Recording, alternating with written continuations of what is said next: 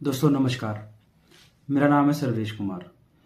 आज हम चर्चा करने वाले हैं जो ये सहारा के पैसे वापस मिलने थे सहारा के उपभोक्ताओं को, उसका क्या प्रोसीजर है, क्या प्रोसेस है।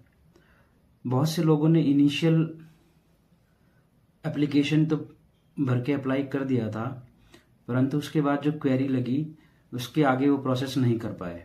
मैं आज आपको शुरुआत से बताने की कोशिश करूँगा कि बिल्कुल स्टार्टिंग से कैसे अप्लाई करना है और वेबसाइट पे, और उसके लिए हमें क्या क्या पॉइंट्स को ध्यान में रखना है। और मेन हम डिस्कस करेंगे कि अगर एप्लीकेशन फर्स्ट टाइम अप्लाई करने के बाद क्वेरी लग जाती है, जैसे कि कुछ क्वेरीज लगी हुई हैं कि data can not be found, या फिर membership numbers can not be found, account number can not be found, इस तरीके की क्वेरी लगी हुई है और लोगों को समझ में नहीं आ पा रहा है कि अब इसके आगे करना क्या है।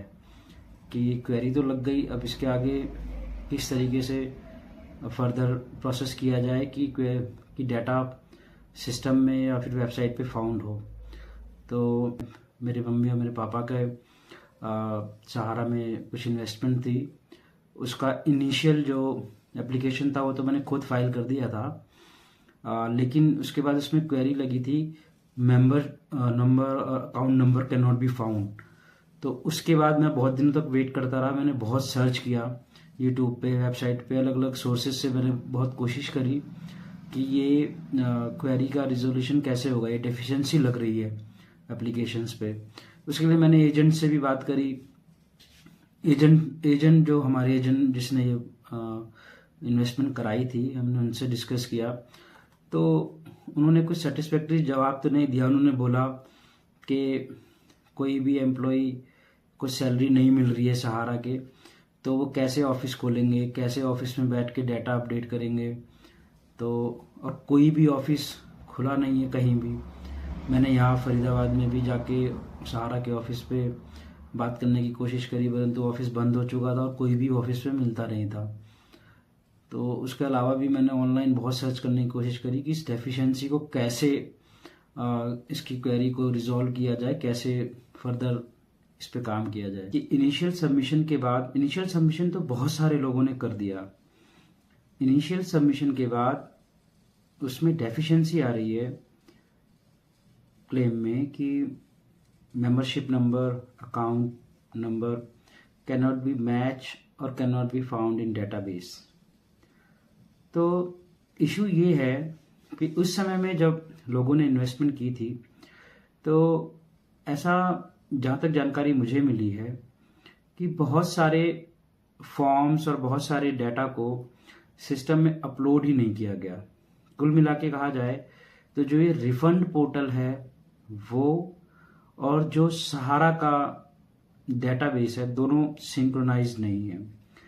ये यहाँ से क्लेम तो फाइल हो जाता है, लेकिन जब रिफंड पोर्टल उस पर्टिकुलर कस्टमर की या इन्वेस्टर की डाटा को मैच करने की कोशिश करता है, तो पता चलता है कि वो डाटा तो है ही नहीं उनके पोर्टल में। तो अब वो कैसे वेरीफाई करें कि ये जेन्युइन इन्वेस्टर है, जेन्युइन कस्टमर है।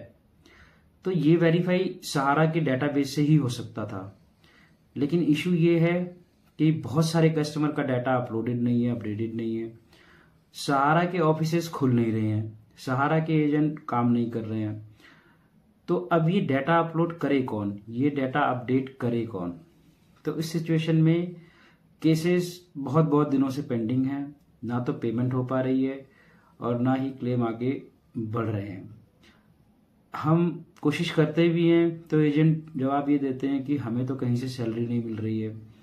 और बात भी सही है कि एजेंटों को अपना भी घर चलाना है। जब उनको कहीं से सैलरी नहीं मिल रही है तो वो ऑफिस खोल के क्यों बैठेंगे और क्यों आपकी क्वेरीज को रिजॉल्व करेंगे या फिर आपके डाटा को अपडेट करेंगे।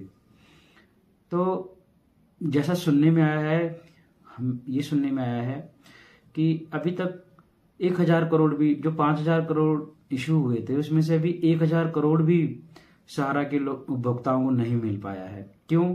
क्योंकि ये जो प्रोसेस है इतना लचर है और ये प्रोसेस इतना प्रॉब्लमेटिक है कि सब, एक तो पहली बात, हर कोई इसको कर नहीं पा रहा है, और जो कहीं से कर भी दे रहा है प्रोसेस को स्टार्ट, वो डेफिशिएंसी में जाके लटक जाता है। अब इशू ये भी बन रहा है कि कोई तो एजेंट ऑफिस में है नहीं, तो अब कौन इसको अपलोड करेगा। तो फाइनली मैंने बहुत रिसर्च करी इसके ऊपर, मैंने बहुत ढूंढा, कुछ लोगों से, कुछ एजेंटों से मैंने बात करी, समझने की कोशिश की कि क्या किया जा सकता है इस मामले में। बहुत बातचीत करने के बाद मुझे एक ऐसे व्यक्ति का पता चला जो पहले सहारा में वो एम्प्लॉय थे, वो मैनेजर थे। उनके पास कुछ तो ऐसा डाटा बेस का कुछ तो ऐसा एक्सेस है जो कि वो आपके फॉर्म्स को देख करके, आपके सर्टिफिकेट्स को देख करके आपके डाटा को सिस्टम में अपलोड कर देते हैं। अपलोड कर देने के बाद वो 30 दिन के अंदर ऐसा कहा जाता है कि 30 दिन के अंदर वो डाटा आपका रिफंड पोर्टल के थ्रू फैचेबल हो जाता है। रिफंड पोर्टल उसको फैच कर सकता है, और जब 30 दिन हो जाते हैं डाटा अपलोड करने के बाद, तब वो आपका रीसबमिशन के लिए फाइल कर देते हैं। रीसबमिशन का फाइल करने के बाद 45 डेज के बाद जब वो क्लेम आपका फर्दर प्रोसेस होता है, और उसके बाद जब रिफंड पोर्टल एक्सेस करने की कोशिश करता है आपके डाटा को, तो वो डाटा उनको मिल जाता है। तो ये जो व्यक्ति हैं, ये इनका ऑफिस संभल में है, जो जिला संभल है यूपी में। मैं फरीदाबाद में रहता हूँ, यहाँ से लगभग 200-250 किलोमीटर है, लेकिन एक उम्मीद में मैं यहाँ से संभल गया, और मैंने जो है अपने फादर और अपनी मदर का रीसबमिशन का मैंने सबमिट किया था, मैंने उनको दिखाया, और मैंने उनको अपनी डेफिशिएंसी दिखाई कि डेफिशिएंसी लगी है। तो he was aware of it. उन्होंने तुरंत ही समझ गए कि क्या इशू है। उन्होंने जो पुराने जो सर्टिफिकेट्स थे, जब मेरे मदर ने इन्वेस्टमेंट की होगी, वो डाटा फैच किया। उन्होंने मुझे दिखाया भी, मैंने देखा भी कि जो पुराने टाइम के, उसमें कुछ कुछ त्रुटियां भी थी, उसमें कुछ कमियां भी थी जो उस समय में भरे गए थे फॉर्म्स। तो उन्होंने वो फॉर्म्स भी उसमें करेक्शन करवाया, और जो है फिर उसके बाद उन्होंने डाटा अपलोड कर दिया, फ्रेश डाटा अपलोड कर दिया, एक तरीके से कहा जाए। तो उसके डाटा अपलोड होने के बाद मैं लगभग 40 डेज के बाद मैं दोबारा गया, और उन्होंने रीसबमिट कर दिया मेरे फॉर्म को। मैं वीडियो में मैं आपको रीसबमिशन फॉर्म भी डाल दूंगा। और वहाँ पे जो है, वहाँ पे जब मैं गया तो वहाँ मैंने देखा बहुत भीड़ थी, वहाँ पे इतने लोग आए, क्योंकि जिनके भी ये रीसबमिशन का फाइल कर रहे हैं, लोगों के पैसे बहुत तेजी से आ रहे हैं। मैंने वहाँ पे फोटोज देखी, कुछ लोग मिठाई लेकर के आए थे, जो अपना बता रहे थे कि हमारे पैसे आ गए हैं। एंड जो है, जिनके साथ में गया था, जिन्होंने मुझे बताया था उनके बारे में, उन्होंने भी, उनके खुद के पैसे आए हुए थे। 4700 रुपीज़ का एक उनका इन्वेस्टमेंट था, वो तो आ चुका है, वो तो मैंने खुद देखा था। अगर पॉसिबल होगा तो मैं उसका स्क्रीनशॉट भी लगाऊंगा इस वीडियो में, आप लोग भी देख लीजिएगा। और इसी के साथ जो है, उनका एक ग्रुप है, उनका एक व्हाट्सएप ग्रुप है, जिसमें ये लोग जिनके पैसे आते हैं वो उनकी फ़ोटोज़ और उनके स्क्रीनशॉट्स शेयर करते हैं। मैं कोशिश करूँगा वो लगाने की। तो मैंने रीसबमिट तो कर दिया है, मुझे पूरी उम्मीद है कि जो है मेरा पैसा आ जाएगा। और जिस दिन मेरा पैसा आएगा, ये रीसबमिशन के बाद, जो मैंने रीसबमिट किया, उसके बाद पैसा आने के बाद भी मैं एक वीडियो बनाऊंगा और मैं आप लोगों को अपडेट करूंगा। ये तो मेरी इन्वेस्टिगेशन है जो मैंने करी है। हो सकता है कि आप लोगों के पास भी कोई इससे अच्छा विकल्प हो, या फिर आप लोग जानते हो कि ये क्वेरीज जो लगी हैं, जो डेफिशिएंसीज लग रही हैं लोगों की, वो कैसे और किसी तरीके से रिजॉल्व हो सकती है या नहीं हो सकती है। अगर आप लोग इसके बारे में कुछ जानते हैं तो कमेंट में बताएं, क्योंकि ऐसे बहुत सारे लोग हैं, सहारा के ऐसे बहुत सारे लोग हैं जिनकी डेफिशिएंसीज लगी हुई हैं और वो आगे फर्दर प्रोसेस ही नहीं हो पा रहा है, तो पैसे कहाँ मिलेंगे। और बहुत सारे ऐसे भी लोग हैं जिन्होंने अभी इनिशियल भी नहीं सबमिट किया है। और इसमें कुछ पॉइंट समझने के हैं कि जो भी सोसाइटीज़ हैं, इनकी मैच्योरिटी डेट फिक्स की गई है। ऐसा नहीं है कि अगर आपकी मैच्योरिटी डेट 2024 की है तो भी आप इसको अप्लाई कर सकते हैं। इसको सब लोग अप्लाई नहीं कर सकते, सहारा की अलग अलग सोसाइटीज़ का जो मैच्योरिटी डेट फिक्स की गई है, जैसे एक मैच्योरिटी डेट जो मुझे याद है 29 मार्च 2023, इससे पहले जिनकी मैच्योर हुई हैं पॉलिसीज़ उनका ही इस समय अप्लाई हो रहा है। और जो है ये FAQs जब आप वेबसाइट पे पढ़ेंगे तो इसमें ये डाटा दिया गया है, मैं स्क्रीनशॉट भी लगा दूंगा उसका।